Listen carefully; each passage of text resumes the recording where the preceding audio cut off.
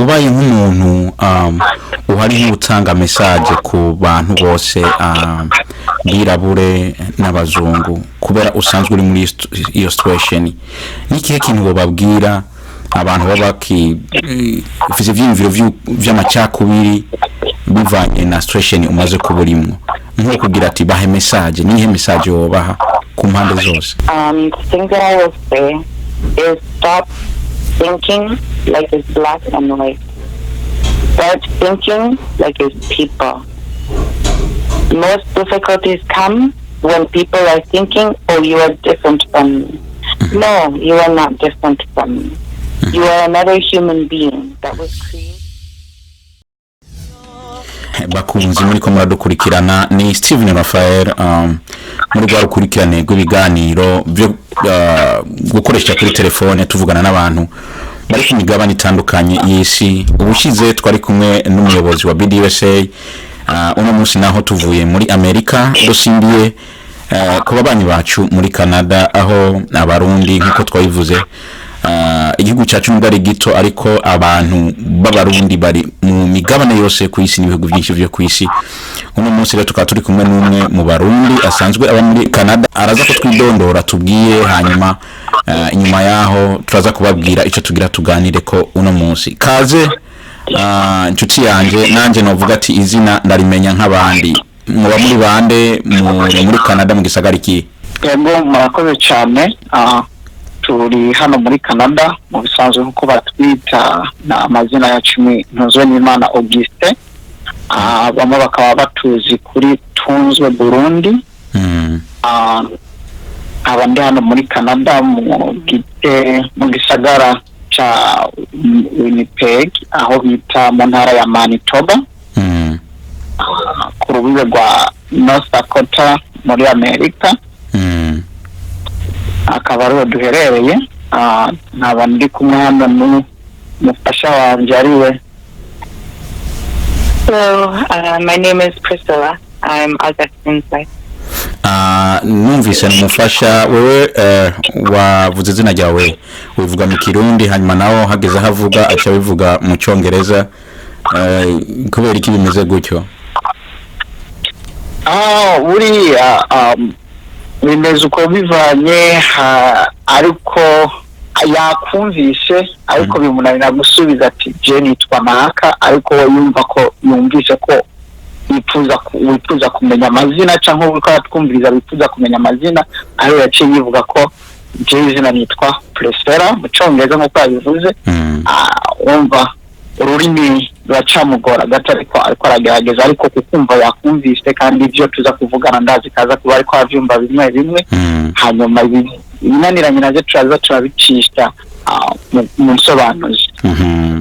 Ego rero bakunzi nkuko uvyumva tuvuye muri Amerika muri Phoenix Arizona aho bushize twari kumwe na Samuel Ndayiragije umuyobozi wa BDUSA. Uno munsi natwe twatugiye muri Canada hose abarundi turahari kandi ibintu bigenda neza. Kuri wewe rero kuba dukurikirana iki ni kiganiro kigira kabiri mu rukurikirane rw'ibiganiro tuzoza turakora ku barundi baba ahatandukanye bivanye n'ivyo bakora mu buzima bwacu bwa misi yose. Ubu afise icyimvira ashobora kumva ko ashobora gufasha abandi mu mpande zitandukanye turimo z'isi azohabwa kaze. Ubwo rero reka dufata akaruhuko gatoyi hanyuma tuce tugaruka.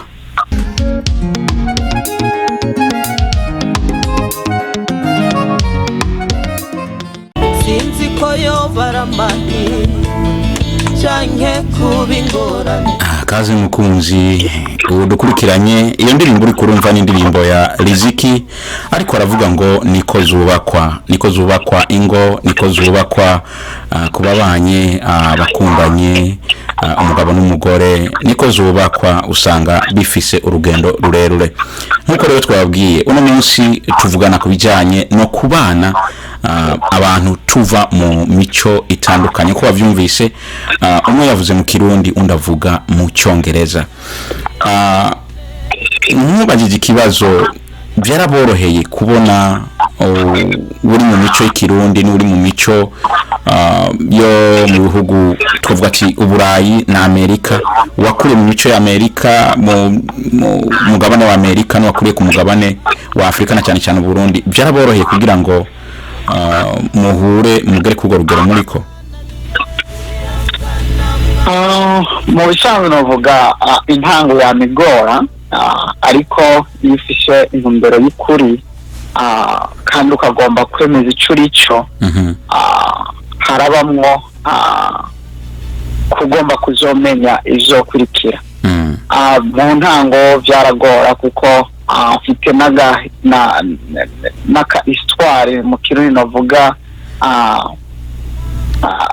akahise ku bijanye no guhura kwanje nawe. Ico gihe twahuye ntazi icongereza, ntazi ukuntu namuvugisha, ariko bivanye imigenderanire yanje yo kwerekana ico ndico ndi Umurundi, nubaha abantu, nkoresha yazangisho twakura ku bavyeyi, nkoresha izampanuro z'igihugu canke z'abaturongoye, kwicisha bugufi n'ibindi, navyo bimuha kubona yuko iyo nyegera akambaza ati mbega kubera ikibicisha bugufi imbere y'umuntu ameze uko, umuntu umbeste ko ufasha umuntu iki akaba n'abatamakazi baba impande yaho twanahuriye, nkaza ngenda kubafasha. Abona ko abatamakazi bagendera mu tumodoka uku, nkagenda nkabafasha mu gusunika ibintu hamwe n'ivyo. Umva agira ikintu bita inspiration, umva ibintu bavuga yabaye nka namu inspired. Okay, ikibazo reka ndagishire iwe, umumbazirize hagati yawe na wewe ninde yatanguye kwerekana sinye yuko akunda uwundi? The question is between you and I, who started dating each other, or who shows the characteristics says I love you, or shows someone likes each other? That was you first. You're laughing, huh? Yeah, because I remember there was one time we were at a camp together, a church camp, and we were playing a game, and I slipped, I almost fell, and he caught me, so I did not fall on the ground. And I looked at him, I was like, wow, this man is strong. And after that, then he started talking to me on Messenger. And our first conversation, he asked me if I will marry an African man. Yes, good memory. Okay. So, that is mu Kirundi. Aravuze ko ati muri warazi karije namubwiye ko ndamukunda, karije natanguye kumwereka ko ndamukunda.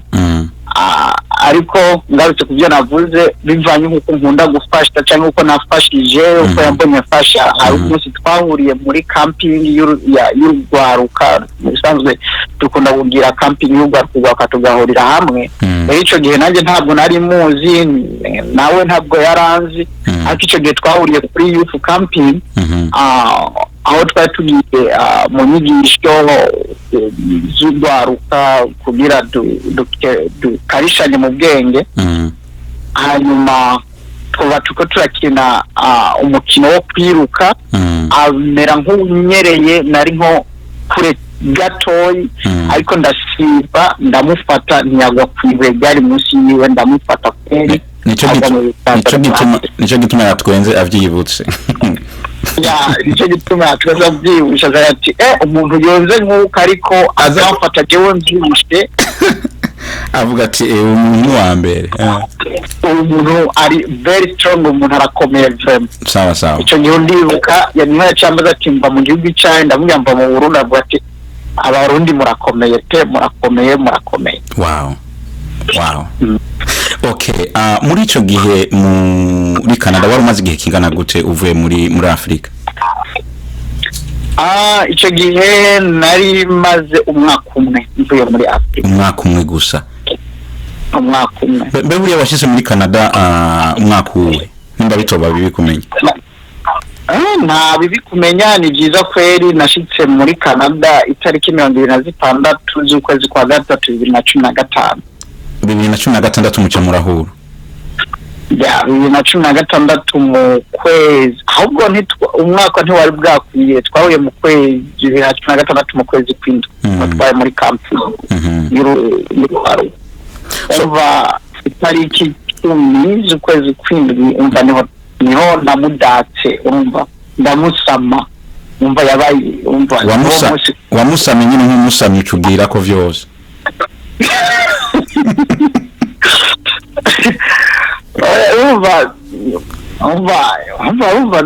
Warasanye nyene ariko renge gato mubaza inyuma umwaka umwe gusa ushitse muri Canada. Urazi twebwe bamwe baje bacikune bishure, bamwe baravuga n'icyongereza cyangwa ifaransa, ariko hari umwaka umwe kugira ngo habe communication yo kugeraho mushikaho mushitse. Ndabona ko ico kintu kitoroshe kuri wewe. Umaze kubona ko mukundanye, warabandanije umusama nk'umusamyi, ku ruhande rw'abantu mwari kumwe nimba utaje wenyene, mwari muri kumwe na famille, bavyakiriye gute? Ndibaza ku ruhande rw'abafamiye canke abagenzi, vraiment byaragoranye. Abagenzi abo twagendana canke abo twavugana bari kumiye bivanye n'imico usanga ivuga ngo umuntu amaze kugira ubugenderanire hagati y'uwera nawe urumwirabure, mu bisanzwe hariho icuki hagati cama kibonekeza. Uwera n'umwirabure kumenga ntibakwiye no kwitara hamwe canke bagasangirira hamwe.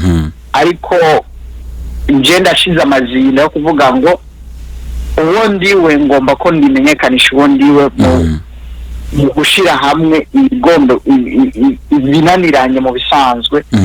Nico gituma ntangiye kuganira nawe, twaganira nk'umubwira abarundi cyangwa abanyafrika ko tutari babi, ahubwo hariho ibyahaciye bigomba kwerekana yuko atabantu birabura canke bera bashobora kuja hamwe.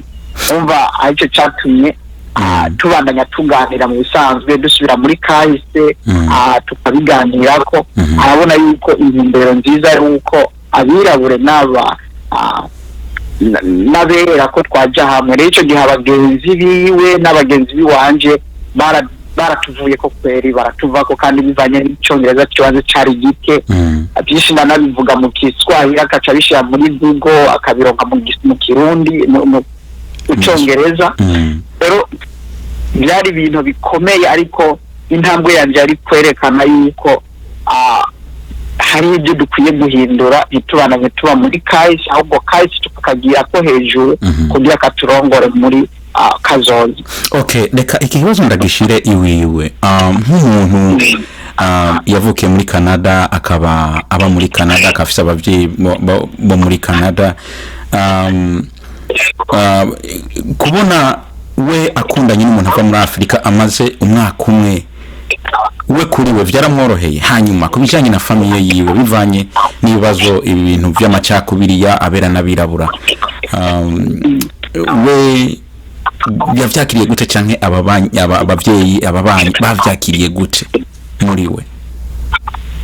So the question is, as you was born in Canada, your parents are Canadian, you have lived here, you know everything about it, and you know there is a separation between a black and a white.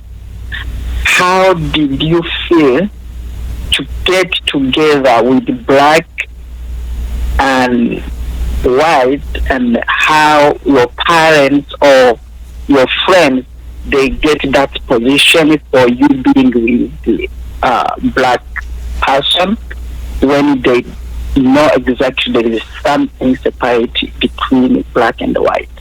And how did you get that point? Yes, kandi n'icyongereza ururimi rwaho kuri wewe wari mushasha muri. And the English was very difficult for me, and my language was difficult for you. How did you get in that point to make sure we can get together? Oh, that's a very good question. It's a very deep question.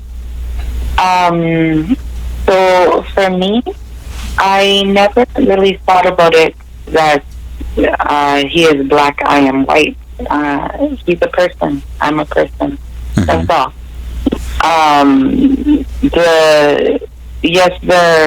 I actually did not realize how big of a difficulty there was between black and white until after we were already married.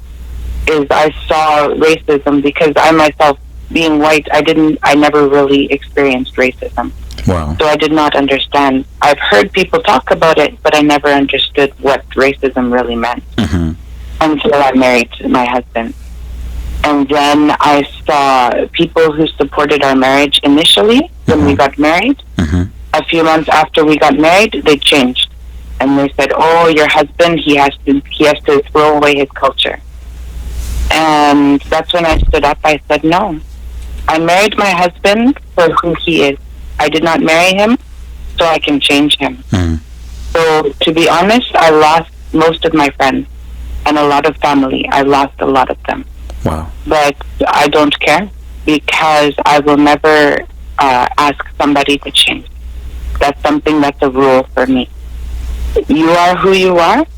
I will never come to you and say you must change if you want to be around me. If you feel to change, then you decide for yourself that you want to change. But I will not come to you and say if you don't change, then I will go. That's not Christian. That's not like God. God is the one who made my husband. Who am I to tell him that God did not make him correctly? You know, it's not my place to say anything like that. So I told those people, I said, no, I will never tell my husband those things. And if you want to go, then you go. But this is my family now, and that's all. Wow. For English, honestly, I don't know. Me and my husband were talking about it just a few days ago. How did we communicate when we first started dating? Because he knew very little English, and I knew very little Swahili or Kirundi, and I was trying to learn, and he also was trying to learn English. I don't get it, and I don't understand how. I don't get it. Me too. I don't. I think back. I even look back to our messages, and I did not understand them now. But back then, I understood what he meant. Oh my God. It's so crazy. His love. Maybe God made a way to put understanding in our minds. But yeah, we struggled. Honestly, we had to repeat ourselves. We had to, because going from a different culture, you can say this word, and in your language it will mean this, but in English it will mean this. And so you have to say, okay, but what did you mean when you said that? Because for me that meant like this, and that's a really bad thing to say, right? So we had to be patient with each other. We had to take time. Sometimes we would say the same thing even 10 times so that we together understand what we mean. And over time we got better. I remember my husband, he would watch so many movies, listen to so much music in English, so that he would be able to understand more when we would come together to talk. Wow. Yeah, it was. It's a beautiful story. It's beautiful, and other side is a crazy story, you know. So okay, ikindi kibazo ndakibaza wenyene. Mu mafoto muboneka kuri Facebook biraboneka, umuntu akurikiranye amafoto urasanga amafoto kuva kera mumaze kwa muri kumwe yatangiye kwambara impuzu z'ibitenge. Difficult yari habaye ya famiye yiwe n'abagenzi be kumubwira ati ibyo ntibibaho, hanyuma kaca avuga ati nanjye reka nambara izi mpuzu z'ibitenge n'ibindi. Kubera iki yadecidinze kubikora ibintu nk'ibi? So before even they get married, you remember you started wearing Gitenge, African clothes. So how did you decide to do that? Even your parents, they don't believe those things. You just keep catch up and do it. How difficult or why did you decide to do that? The reason why I decided to start with, I thought the style was very different, to be honest. But when you love somebody, you must experience from their point of view. I can never understand my husband if I say, oh, only I am Canadian. Okay. And I don't, that's not where I come from, so I will never try it. I will never really understand him. So I decided the first clothes, it was just like, okay, this is a weird style for me. It's not my style, but okay, I'll try it. That's how I was thinking. Wow. And I tried it, and I saw the look on my husband's face when he saw me first time when I was wearing those clothes. And I saw it was very, very important for him. So it's like, okay, he likes when I wear these clothes. So that's why I started. It's like, okay, I'm going to wear clothes that my husband likes to see me wear. I'm going to do my hair in a way that my husband likes to see it, right? I want to make him proud. I want to, that was how it started. And then after a while, I really started enjoying the style of clothes. And it's beautiful. And when you have it, you look beautiful too. It's good. Thank you. I welcome. really love them. I really do.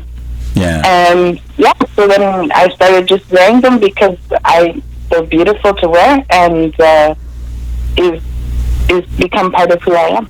All right. Inge tugaruke tujye muri break gatoya hanyuma twongere tugaruke. Okay.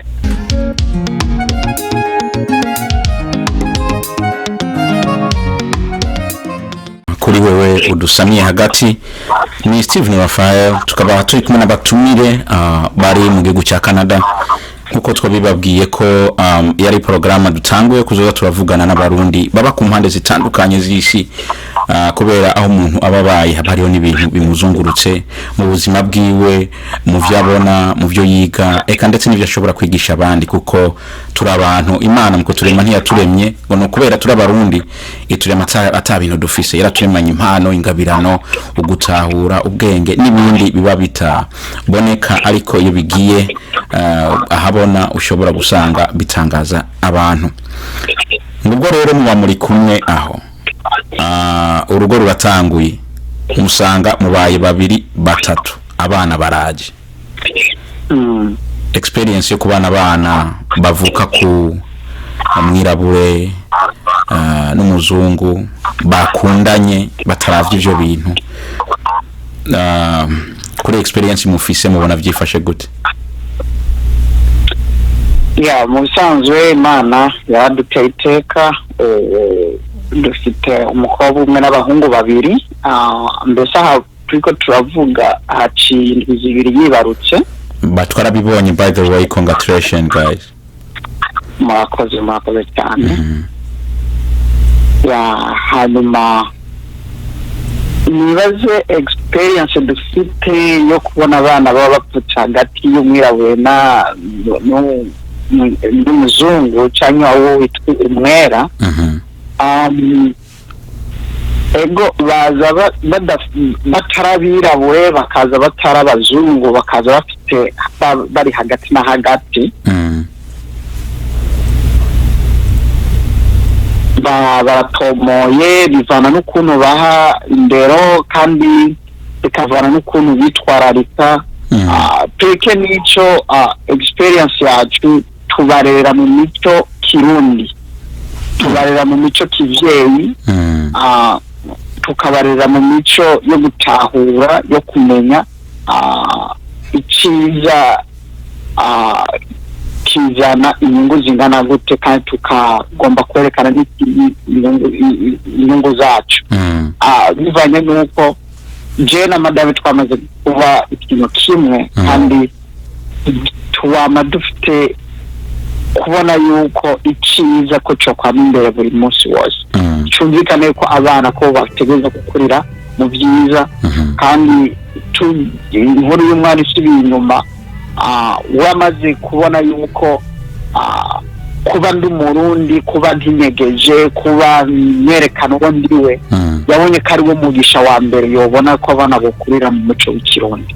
Umva mu bisanzwe, yaba ifunguro, zaba inyambagwa zaba kwidegembya ni mu muco w'ikirundi kandi na madame nawe sagasesheshwa rumuri uwaje wese ashobora kubona ati abo mbere yitwa uwera w'umurundi kazi umva uwera w'umurundi kazi ikirundi ariko y'igiswahili mbese mu minsi azaba avuga ikirundi no kundusha igiswahili nuko umva n'abana tubigisha ikirundi tukabigisha igiswahili buri kino cyose ni inkomoko y'Uburundi birangwa mu gihugu wacu kandi na madame abyitaho agerageza kwa no kubona yuko arico kimenyetso kiranga runo rugo.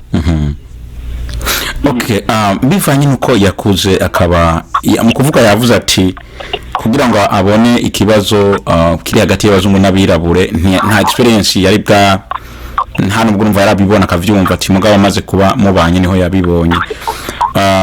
Nizere nta bana b'imvangi yoba yarakuze abona mubaze kuba ari wabafise akaba ari nyina wabo yiyumva gute niki abona mu myaka iri imbere bivanye n'abana bavuga ku Burundi n'umunyakanada. So now is your experience for having children are born from you and me, like mixed children from white to and black. So how do you take that? How do you feel? How you can explain it in good or bad, or how do you feel towards the children like that? That's a good question. I've never been asked that question before. So I feel blessed. Our children, they are very beautiful. They're very smart. I'm very thankful for our children. The thing that I feel the most is I feel protective over my children because I see racism, how it is with my husband. And I feel very protective and I feel very to raise them in a way that they will be prepared for life in this world because I know life may not be so easy for them because some people will not be respectful because their skin is darker or because they have African a father or things like that. So I feel very protective and I feel like I want to raise them in a way that they are strong. They will be able to stand and know who they are without any apology and with also being careful in how they are so that people will not treat them badly. Okay. Ubaye nk'umuntu uhari gutanga message ku bantu bose birabure n'abazungu kubera usanzwe uri muri iyo situation nikihe kintu bababwira abantu babaki ufise ivyimviro vy'amacakubiri bivanye na situation umaze kuburimwo nko kugira ati bahe message nihe message wobaha ku mpande zose?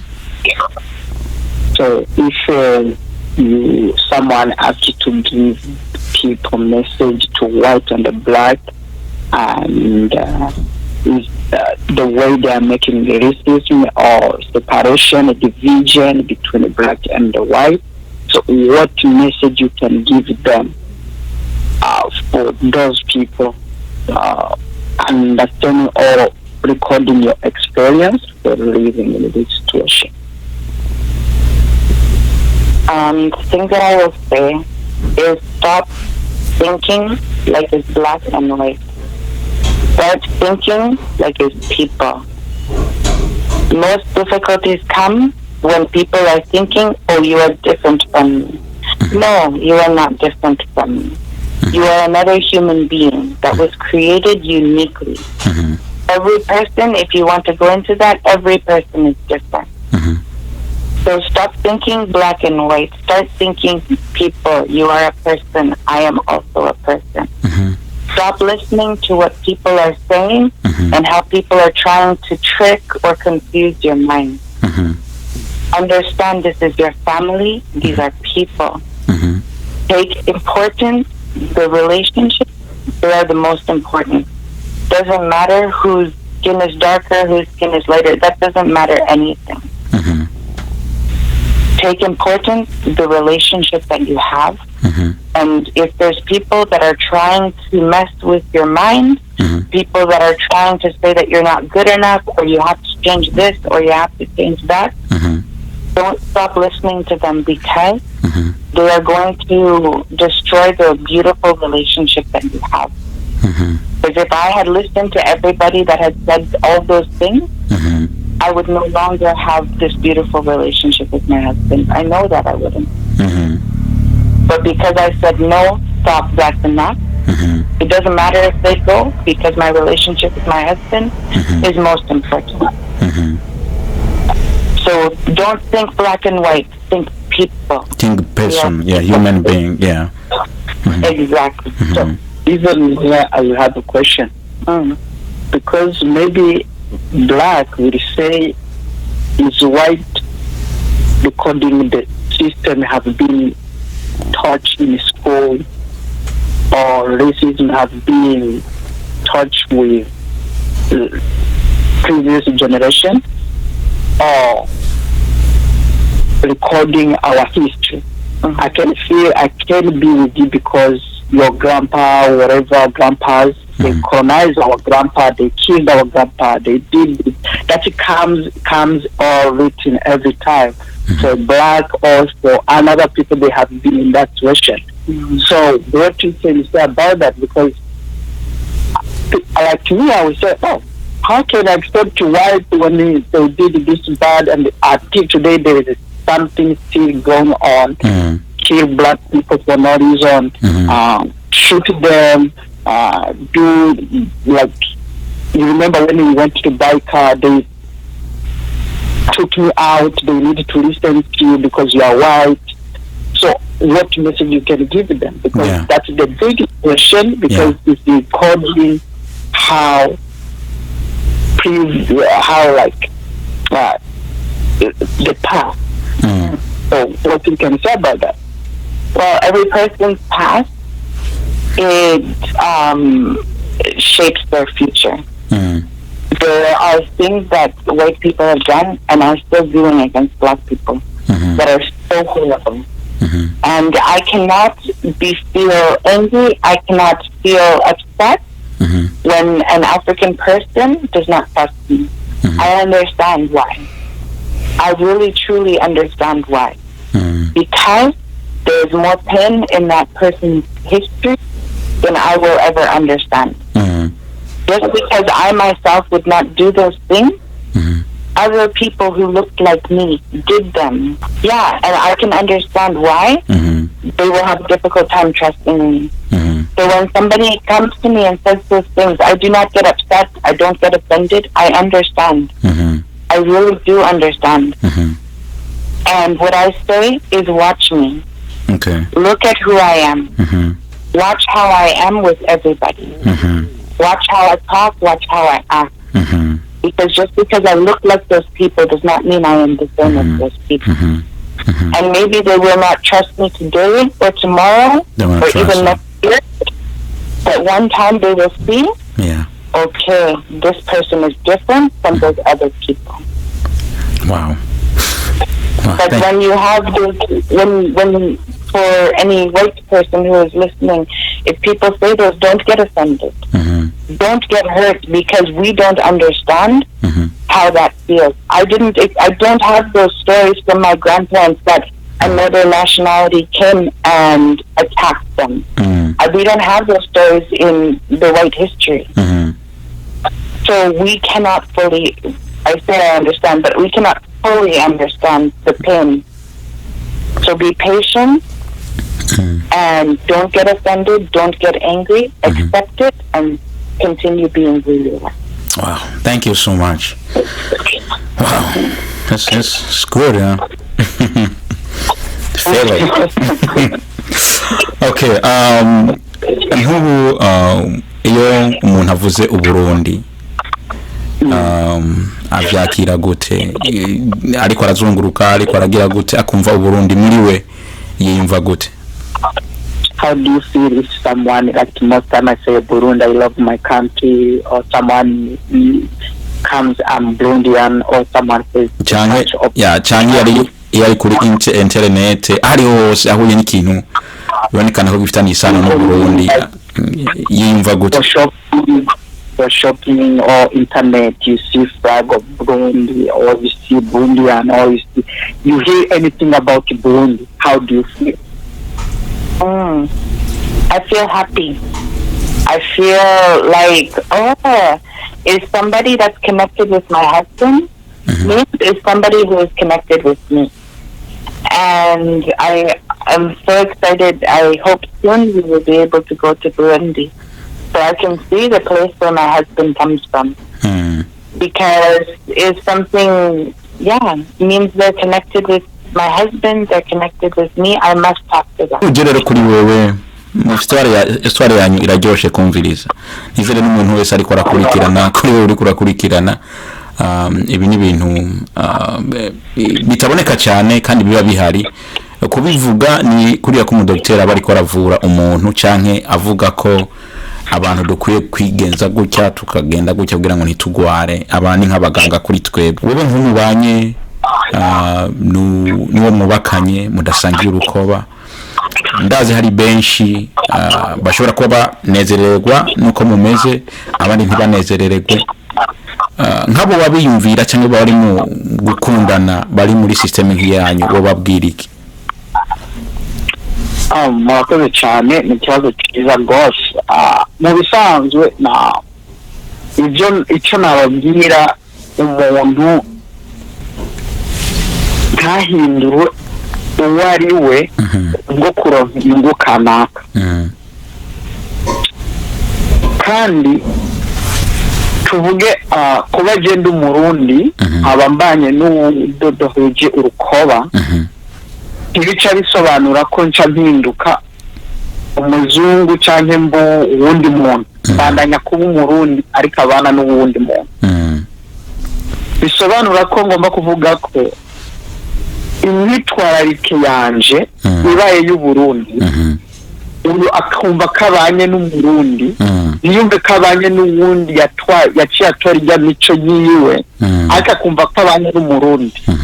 Isi yose izomenya ko ujya muntu abanye n'umurundi, ujya wundi abanye n'umunyakanada, ariko ikibahuje ari urukundo. Rero urukundo rurakomeye, ni nk'uko umuntu wese mu mahanga yose agomba kunywa amazi. Je nabavuga ati urukundo ni nk'amazi, kuko umuntu wese agomba kunywa amazi, kandi amazi ntaranga afise. Ariko iyo umaze kuyashira mu gikombe, amazi acakuzanira irangi rya kiryo gikombe. Rero natwe urukundo tumaze kugwinjiza mu Burundi akazinjira no mu Nyakanada, nico gituma tuca turonka ubwigenge canke ukuri kuramye urukundo. Ico nogaruka ko nuko abantu bukwiye kwemera uwuriwe. Ibibazo nkunda guhura navyo ego benshi babyishimira, abandi barabyishimira, nuko habayeho ibyagiye bitosekaza urukundo canke bitosekaza inkuru y'ukuri. Gasanga umuntu akubwiye ngo niwe arongora umuzungu bizogenda ukunuko, ariko ujya muri ayo kubwira ntabwo aragira experience yo kurongora. Yes, aragira aragira. Kandi bigaca biboneka hariho abandi nabo barongowe n'abazungu canke bakarongora abazungu, bagaca bitwara uko bitari, bakanga kwemera abo baribo. Nico gituma narabonye umunsi umwe uri kuragaburira abana bawe ubugari nyine bariko barajya ubugari n'intuzeye, ariko bigenda gute? Mu bisanzwe mu ncamake ngaha mu rugo ikituranga cambere utinjiye ikizakuranga uzobona umufuko w'ubufu bwabo bw'umwumbati, bwabo bw'ibigori bizokuranga n'ibiharage, indya zacu zose z'ikinyafurika, amateke, ibijumbu, n'imbyino z'iwacu z'ikirundi canke zaba z'igiswahili. nibyo bizokuranga mu rugo rw'iwacu bivanye n'uko ugomba kubandanya mbuwo ndiwe kandi mu bisanzwe madame niwe akunda kuvuga ati iyo yongowe n'umuntu ataba mu gihugu cy'iwanyu atabaye mu gihugu cy'iwanyu unezererwa kumenya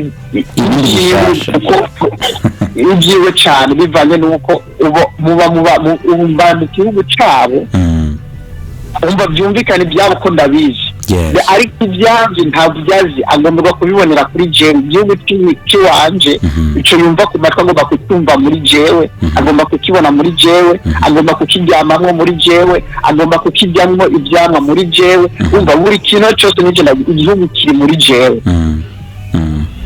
rero umva niyatabironka muri jewe kizomugora kugira azo bironke ubundi niho rero hacaza ya experience indi basanga ko agasanga twayiri hanze ngo ntuze wigere ubana n'umurundi kuko wa murundi nawe ntiyerekanye ko ari umurundi yerekanye ko ari umurundi yes rero numva imeshaje notanga uba uriwe hari iki cyatumye uba umurundi utabaye umukongo utabaye mu Tanzania rero iyo bumvise umurundi iyo tuko turatambuka mibabara akumva umuntu ndamukije mu kirundi nawe uzumva avuga akacara mutananya akamuramutsa mu kirundi yumva nawe yumva ubu yitwa umurundi wera umva yamaze kwiyumvamo yuko aba mu Burundi ariko ari muri Canada wow so ni byiza nibyo reka twongere dufata kandi karuhuko gatoya kugira ngo tuce tuza duse n'abarangiza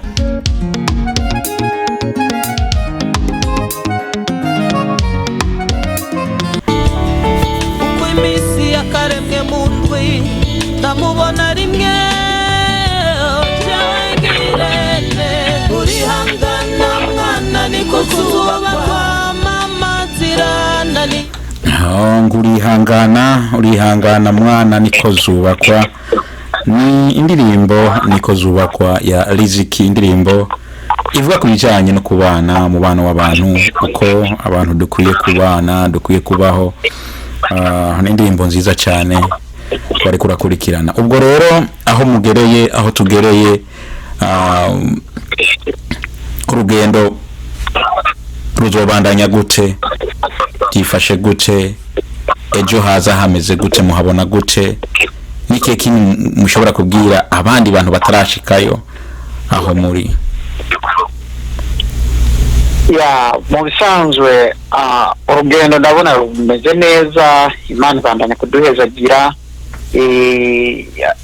ikiriho gusa no bandanya shimikira bitwemera abo turibo kandi dukore mu bisanzwe madame niwe yamubwira ati yamadondera amateka y'abarundi yamavuga ati abarundi n'abakozi bakomeye abarundi bubaka ibiraro abarundi bikorera imizigo iremereye abarundi bakora ibintu umva naho abari umwana w'imyaka 5 abamenya gutambuka abamenya gukora ibi ariko umwana w'imyaka 5 ngaha aciyonona ko abakigirane ibintu byinshi ariko avuga ati amaze kuraba amateka y'u Burundi akabona ukuntu bikuye ku bukoroni atambunda bafishe bakoresha imyambi ati n'abantu bari very smart ariko bakwiye kwimenyekanisha abo bari bo ntibame bavuga ngo abandi barahejeje hari ijambo bakunda kuvuga ngo everything have done with the white no reka ngusabe ko ndazi hari abantu bashobora kurorera iki kiganiro bumva icongereza ivyo mva ashobora kuvuga mu kirundi abivuge ivyo mva yobwira nka message aha abarundi iyo message nyine wari kuravuga ayivuge nimba bitoba bibi Abarundi ni machuhangawe ni abarundi ni bajihamwe machuhangawe hamwe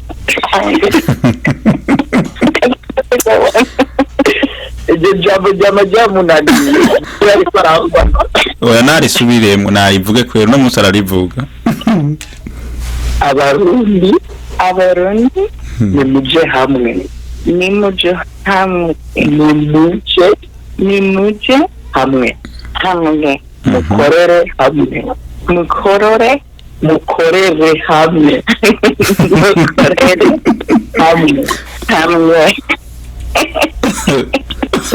Are you laughing? Oh my God. It's so crazy. ayo majambo yama yayagerageza mu gitondo.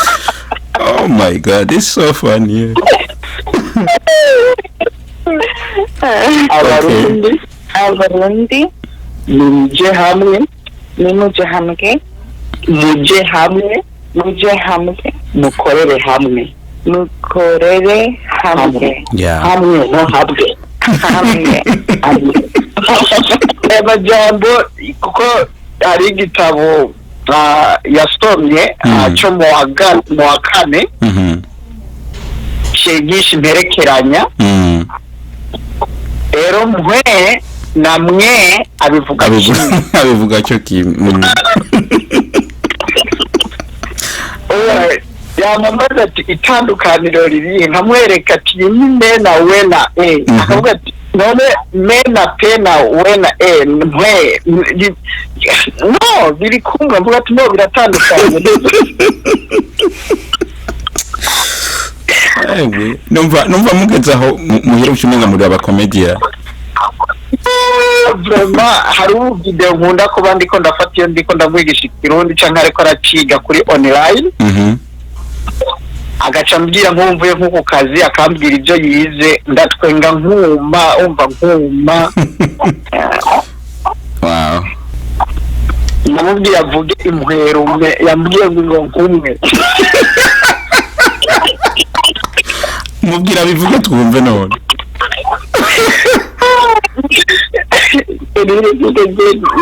Imwerume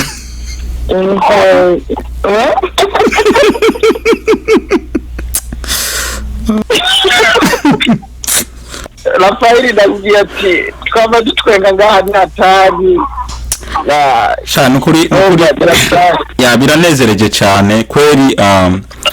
Reka tubashimire cyane ku kanya mutanze, ariko nimba hari message yibonekana ko mwaba mufise mushobora kubwira twebwe gwaruka, mushobora kubwira twebwe abantu tutarubaka, umva nk'ibi bintu ibintu biba biryoshye cyane ku Barundi. Muba muri Burundi mushobora kuza kubona ino video nubwo abantu mutababonye, ariko twizere ko hari umunsi dushobora kuzobona n'amaso ku yandi tugakorana ikiganiro tubonana turi kumwe, kuko byose birashoboka. Numva ko ibi bintu biryoshye kuri mwe bw'Abarundi, muba muri Burundi, muba muri no mu bindi bihugu. Nuko gusa ibintu nk'ibi usanga n'abari muri ivyo badashaka kugira gute kubisangiza n'abandi bantu no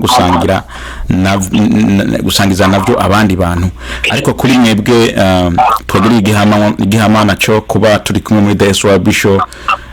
Nimba hari message kabisa y'umwihariko mushobora guha twese abariko turabakurikirana, nanje ndimwo akanya nigwanyu. Uhereye kuri madame wawe nawe. If you have any message for youth, for marriage, African marriage, white marriage, or mixed marriage, agriculture marriage, if you have the last message, you can say this. They can accept it or they can hear about from you. The last message, you know exactly as how you think, what the message you can give them. Yeah. The one thing that is on my heart, has been on my heart for a while, is message to African youth and African moms and African women.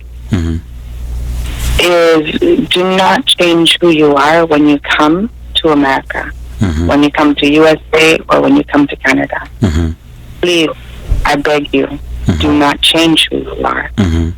Because when you take on the attitude or the behavior of women and youth who live here, you are not just taking on their behavior, you are also taking on the struggle that they have brought into their own family. Because with those behavior also comes a struggle that you don't see that is going on in their family. So you would be in peace when you were being who you were in Africa, but when you change who you are here, then all of a sudden there's fighting in your house every time. All of a sudden there is lying and stealing and so many bad things happening, and you're not connecting it. But in the truth, is connected. And if you would go back to who you are, then that will all go away. Please, please, I beg you. Don't change who you are. Stay who you are. There is a blessing that you will get for staying who you are. Wow.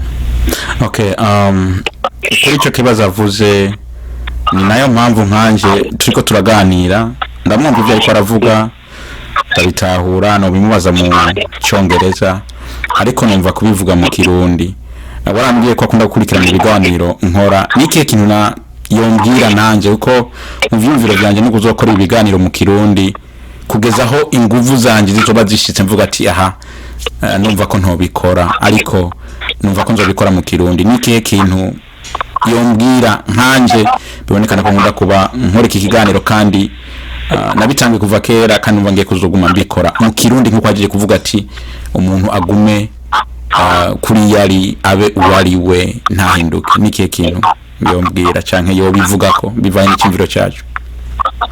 So about the show he's doing, this project of show and the radio he has done, and we keep watching what he's doing. So what message you can give him as he's doing that, and he's doing in his language of Burundian, and he's keeping up to keep this in Kirundi until maybe he died until the end of his life. So what the message you can give him as his project? Thank you very much for what you are doing. Thank you for keeping the importance. Is not only keeping your culture alive, it's keeping your language alive. Is reminding people who are in America to continue in their language, in their culture, in not to stay who they are, to be proud of who they are. So thank you and keep going. Stay strong. Thank you so much for your, majambo mejuvuze. Ndazi kirundo rachumva. Yeah. Okay. Yeah, numva. Nkanje nk'imessage notanga nka madame yabivuze nka byose. Mu bisanzwe iyo twicaye nko mu nzu tuko turaganira ikitubabaza canke gikunda kuzana ibibazo akanarira kanababaza bayumvise no majambo yavuze ati please ndabafukamiye ntimuhinduke uko muri. Yes. Igituma bivuga uko abambaza ibibazo byinshi kubera abamama bava muri Afrika bafise umuryango munini bashika ngaha ugasanga baratandukanye n'abana babo baratandukanye n'abagabo babo batandukanye uko we yabinabikoramwo ugasanga yakiriye ingo zirenga 100 mu mezi 5 zigomberwa divorce, zigomberwa separation, zigomberwa kwahukana. Ariko ugasanga ingo zibiri canke imwe y'abazungu ku bazungu nibo mu mwaka canke mu mezi 6 nibo baje muri ofisi. Wow. Umva ni ibintu bibabaje, ni ibintu atavuga ati none nibiki bajya hano, nibiki bibatangaza, nibiki bibashitura. We icyo bavuga ati inambo barose bakuye kuza hano muri bwo bihugu ni kuza gukora nkuko bahora bagenda gukora imirimo hanze y'igihugu ciwabo, hanze y'inzu iwabo, hano bakazana imitungo mu rugo bagatunga umuryango. Kera bamaze kuba bari muri bino bihugu ni bakorere hamwe, bakorere imitungo yabo, hanyuma nihagera igihe bagasubira iyo bavuye baze baboneka ko bari kurondera ubuzima, mbese bagiriwe ntibake bakarondera ubuzima bari kumwe n'umuryango wabo bose. Hari abarondera ubuzima batari kumwe n'imiryango yabo. Rero umva nkanjye rero message notanga nuko nunganira kuri byo ahejeje kuvuga ariko nkaje message natanga nko kugwaruka no kuba papa cyane kuba dusumba nabo tungana nabo nsumba navuga ati kuri muri wewe nibwo buzima bwawe kuri muri wewe nibwo buzima bwawe namba ubuzima bwawe buhenda nta muntu numwe azo kugira ngo ubuzima wamaze guhenda ubuzima bwawe. Wow. Ariko ubu kuri muri wewe kubwiza ukuri ubuzima bwawe ubuzima aho uzogera hose ku isi hose uzogira ubuzima bwiza. Ashakomera reka tubashimire cyane ni ku kanya maduhaye turabishimiye twizere ko kidahura ari imisozi ntazo buri munsi usanga turabonanya amaso ku yandi tukagira ikiganiro abantu nyine babona turi kumwe bizera ko bizoba bimeze neza. Komera nanje mushimira cyane ku kigoro no ku nkomezi kandi turi hano mudukeneye umwanya n'umwanya ibyo tutashitse ko tuzogera igihe Imana iduha umwanya tubishikeko hanyuma tuhamakaje tuza kutubaza ikibazo cyose yatubaza canke akabaza wewe hanyuma ukadushyikira kandi nawe wisanzuwe uri mwene wacu uri umuryango wacu karibu cyane mu rugo hano muri Canada ndahari madama azakwakira ndahari nzakwakira ndetse n'abana bazakwakira karibu cyane. Basha murakoze cyane rwose murakoze ku kanya keza muduhaye na experience niyo mudusangije ni byiza cyane ibisigaye reka twifurize ibihe byiza no kororanirwa muturamukiriza abo bana ndazi bo ikirundi barakizi reka tumuhe akanya asezera abantu bamukurikiranye mu kirundi ntasubiye kuvuga twenga nko kumenga ntabizi ko ndazi ko abizi. So it's time to say bye or bye in Kirundi in for listening about you. Kwaheri. Oh, that's Swahili. That's Swahili.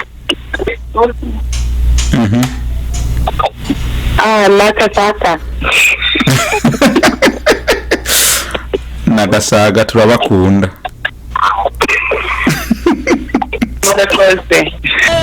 Kuri wewe wariko uradukurikirana numva ko cyari kiganiro kimeze neza ikiganiro kiryoshe ikiganiro twize mu byinshi tubonye mu byinshi mu buzima tubamo rero bibamo kandi byose birashoboka. Ndazi ko twize mu byinshi ndazi ko dushobora kubona mu byinshi bitandukanye bivanye n'aba bagenzi bacu n'inshuti zacu ibyo batubwiye tuzo kongera guhura mu kindi kiganiro kizokurikira tubandanye twumviriza indirimbo ya Muziki.